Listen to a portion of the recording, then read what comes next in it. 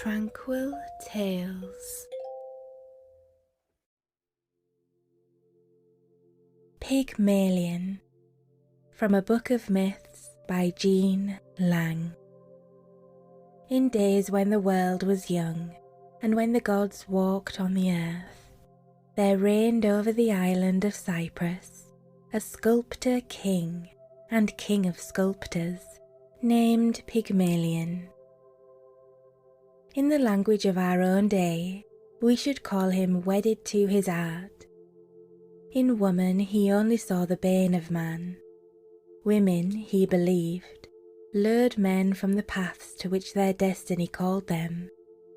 While man walked alone, he walked free. He had given no hostages to fortune.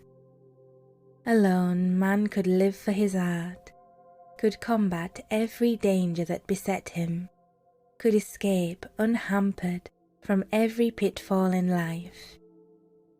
But woman was the ivy that clings to the oak and throttles the oak in the end. No woman, vowed Pygmalion, should ever hamper him, and so at length he came to hate women, and, free of heart and mind, his genius wrought such great things that he became a very perfect sculptor. He had one passion, a passion for his art, and that sufficed him. Out of great rough blocks of marble, he would hew the most perfect semblance of men and of women, and of everything that seemed to him most beautiful and the most worth preserving. When we look now at the Venus of Milo, at the Diana of Versailles, and at the Apollo Belvedere in the Vatican, we can imagine what were the greater things that the sculptor of Cyprus freed from the dead blocks of marble. One day, as he chipped and chiselled, there came to him, like the rough sketch of a great picture, the semblance of a woman. How it came he knew not, only he knew that in the great mass of pure white stone there seemed to be imprisoned the exquisite image of a woman that he must set free. Slowly, gradually, the woman came. Soon he knew that she was the most beautiful thing that his art had ever wrought. All that he had ever thought that a woman should be, this woman was.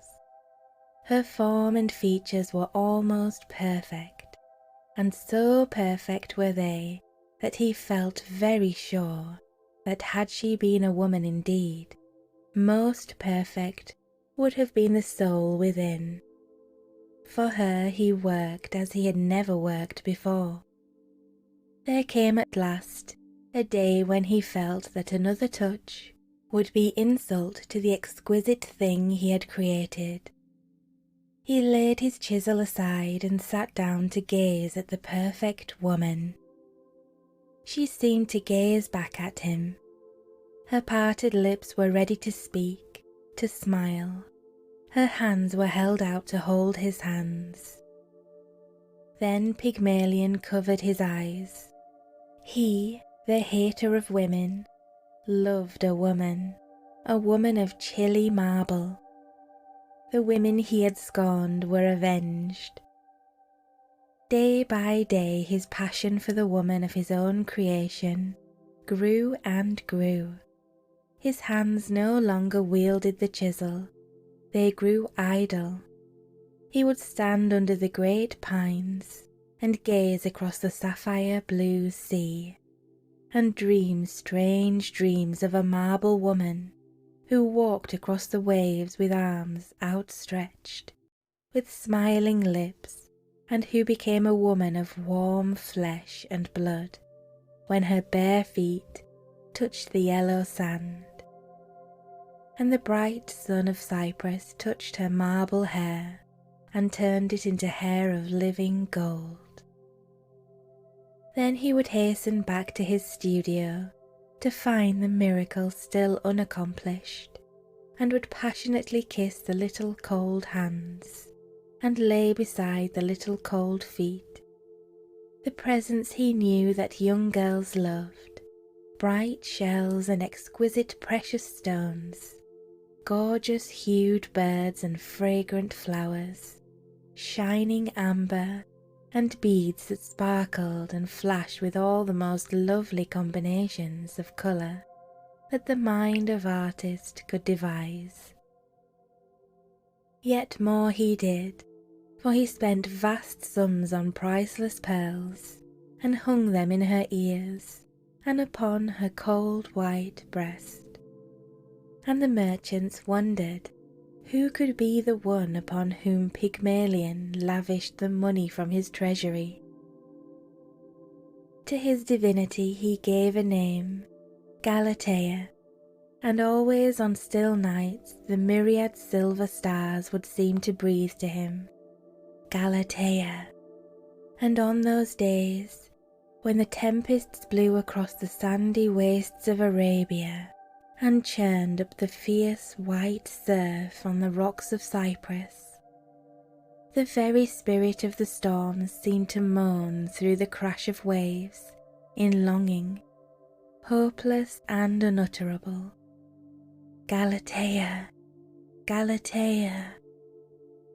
For her he decked a couch with Tyrian purple, and on the softest of pillows he laid the beautiful head of the marble woman that he loved. So the time wore on until the festival of Aphrodite drew near. Smoke from many altars curled out to sea. The odour of incense mingled with the fragrance of the great pine trees, and garlanded victims lowed and bleated as they were led to the sacrifice. As the leader of his people, Pygmalion faithfully and perfectly performed all his part in the solemnities, and at last he was left beside the altar to pray alone. Never before had his words faltered as he laid his petitions before the gods. But on this day he spoke not as a sculptor king, but as a child who was half afraid of what he asked. "O Aphrodite," he said, "who can do all things, give me, I pray you, one like my Galatea for my wife." "Give me my Galatea," he dared not say, but Aphrodite knew well the words he would fain have uttered, and smiled to think how Pygmalion at last was on his knees. In token that his prayer was answered, 3 times she made the flames on the altar shoot up into a fiery point, and Pygmalion went home, scarcely daring to hope, not allowing his gladness to conquer his fear. The shadows of evening were failing as he went into the room that he had made sacred to Galatea.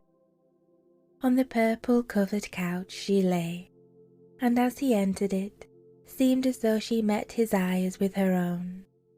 Almost it seemed that she smiled at him in welcome.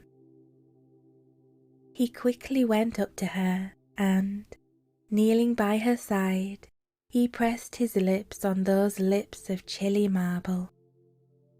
So many times he had done it before, and always it was as though the icy lips that could never live sent their chill right through to his heart. But now it surely seemed to him that the lips were cold no longer. He felt one of the little hands, and no more did it remain heavy and cold and stiff to his touch, but lay in his own hand, soft and living and warm. He softly laid his fingers on the marble hair, and lo, it was the soft and wavy burnished golden hair of his desire.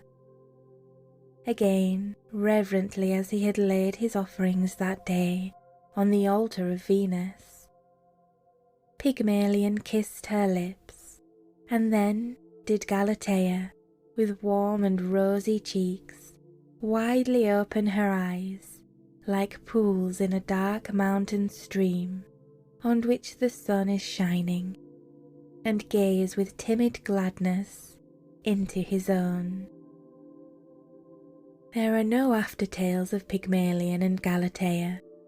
We only know that their lives were happy, and that to them was born a son, Paphos, from whom the city sacred to Aphrodite received its name.